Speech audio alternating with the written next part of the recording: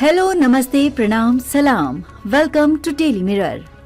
बिहार में लगातार बढ़ते प्राइवेट इन्वेस्टमेंट के बाद एक और बड़ी खुशखबरी सामने आई है। दरअसल लॉजिस्टिक्स सेक्टर में बिहार ने मील का पत्थर हासिल कर लिया है। भारत सरकार के वाणिज्य और उद्योग मंत्रालय द्वारा जारी leaning into lease of logistics 24 report में बिहार ने अपनी स्थिति में शानदार सुधार हासिल किया है। बिहार ने एस्पायरिंग श्रेणी से ऊपर उठकर तेजी से बढ़ते राज्यों की श्रेणी में जगह बनाई है। ये रिपोर्ट नई दिल्ली में केंद्रीय वाणिज्य और उद्योग मंत्री पीयूष गोयल द्वारा जारी की गई है।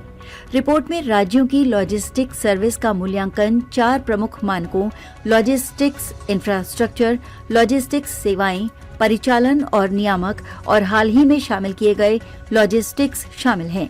इस मामले में बिहार का ये शानदार प्रदर्शन राज्य की रणनीतिक पहलों और मजबूत नीतियों का परिणाम है, जो इसे लॉजिस्टिक और वेयरहाउसिंग हब के रूप में स्थापित करने की दिशा में एक बड़ा केंद्र बन रहा है। हाल ही में शुरू की गई बिहार लॉजिस्टिक्स नीति 2024 इस परिवर्तन के लिए सबसे प्रमुख कारण है। ये नीति निवेशकों के लिए आकर्षक प्रोत्साहन प्रदान करती है, जिसमें पूंजी सब्सिडी भी शामिल है। इसके माध्यम से राज्य ने लॉजिस्टिक्स और वेयरहाउसिंग क्षेत्र में निवेश को प्रोत्साहित करने के लिए एक समृद्ध पारिस्थितिकी तंत्र तैयार किया है। इस केंद्रित दृष्टिकोण ने व्यवसायों को कुशलतापूर्वक विस्तार करने में सक्षम बनाया है और क्षेत्र में आर्थिक विकास को बढ़ावा दिया है। आपकी जानकारी के लिए बता दें कि बिहार में लॉजिस्टिक्स क्षेत्र में राज्य के पहले ड्राई पोर्ट और इनलैंड कंटेनर डिपो ने 21 अक्टूबर 2024 को बियाडा में काम शुरू किया है। ये ड्राई पोर्ट और डिपो वेयरहाउसिंग, कस्टम बॉन्डेड सुविधाएं, कंप्यूटराइज्ड कार्गो ट्रैकिंग और मल्टी मॉडल परिवहन जैसी एकीकृत सेवाएं प्रदान करता है।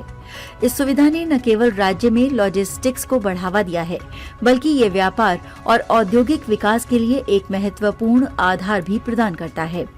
इसके साथ ही नाहर ग्रुप ने बिहार में 1 मिलियन वर्ग फुट के लॉजिस्टिक्स पार्क की स्थापना के लिए 15 मिलियन अमेरिकी डॉलर के निवेश की घोषणा की है। इस परियोजना से लगभग 4000 नौकरियां पैदा होंगी। इसको लेकर नाहर ग्रुप के प्रबंध निदेशक कमल ओसवाल ने कहा, बिहार में हमारा अनुभव असाधारण रहा है। यहाँ सभी अनुमित अन्य राज्यों की तुलना में तेज और कुशलतापूर्वक तुरंत दी जाती हैं। बिहार में लॉजिस्टिक्स क्षेत्र में ये परिवर्तन राज्य की समर्पित लॉजिस्टिक्स नीति और मल्टी मॉडल लॉजिस्टिक्स पार्कों के विकास का परिणाम है। राज्य अब घरेलू और अंतर्राष्ट्रीय व्यापार दोनों के लिए एक महत्वपूर्ण केंद्र के रूप में उभर रहा है। लॉजिस्टिक्स इंफ्रास्ट्रक्चर में सुधार के कारण राज्य के फर्स्ट और लास्ट मॉडल ट्रांसपोर्टेशन में शानदार तेजी हुई है। बेहतर सड़कों और रेल कनेक्टिविटी ने व्यापार की प्रक्रिया को सुगम बनाया है, जिससे राज्य में ईज ऑफ डूइंग बिजनेस में सुधार हुआ है। इन पहलों ने न केवल राज्य में आर्थिक गतिविधियों को बढ़ावा दिया है, बल्कि इससे निवेशकों और व्यापारियों के लिए एक आकर्षक माहौल भी तैयार किया है। बिहार की इस सफलता ने न केवल राज्य के विकास की दिशा में नई संभावनाओं को जन्म दिया है, बल्कि ये पूरे देश के लिए एक उदाहरण भी बन गया है। राज्य सरकार की योजनाएं और नीतियां भविष्य में बिहार को एक वैश्विक लॉजिस्टिक्स हब के रूप में स्थापित करने की दिशा में अहम भूमिका निभा रही हैं।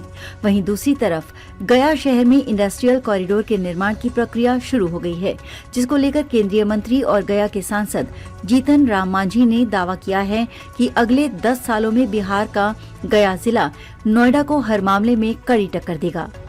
उन्होंने बताया कि पिछले साल के बजट में गया को कई बड़े प्रोजेक्ट्स के लिए करोड़ों रुपए आवंटित किए गए हैं, जिनमें इंडस्ट्रियल कॉरिडोर, विष्णु पथ कॉरिडोर, महाबोधि कॉरिडोर और एक्सप्रेस वे जैसे प्रोजेक्ट्स शामिल हैं। जीतन राम मांझी ने कहा कि आने वाले सालों में बिहार सबसे बड़ा औद्योगिक केंद्र बनने जा रहा है। बता दें कि गया के डोभी क्षेत्र में एक विशाल इंडस्ट्रियल कॉरिडोर की निर्माण प्रक्रिया शुरू कर दी गई है। इससे बिहार में बड़े पैमाने पर औद्योगिक केंद्र की स्थापना होगी। इस इंडस्ट्रियल कॉरिडोर से देश के 10 राज्यों को जोड़ा जाएगा और इसके लिए 1600 एकड़ से अधिक भूमि की जरूरत होगी। इस परियोजना पर लगभग 28,000 करोड़ रुपए खर्च होंगे और इससे लगभग 10 लाख से 30 लाख लोगों को रोजगार मिलेगा। आज के लिए बस इतना ही। अगर आपको ये वीडियो पसंद आया तो इसे लाइक करें, शेयर करें, कमेंट करें और अपने चैनल को सब्सक्राइब करना ना भूलें। मिलेंगे नई जानकारी के साथ, तब तक आप देखते रहिए डेली मिरर।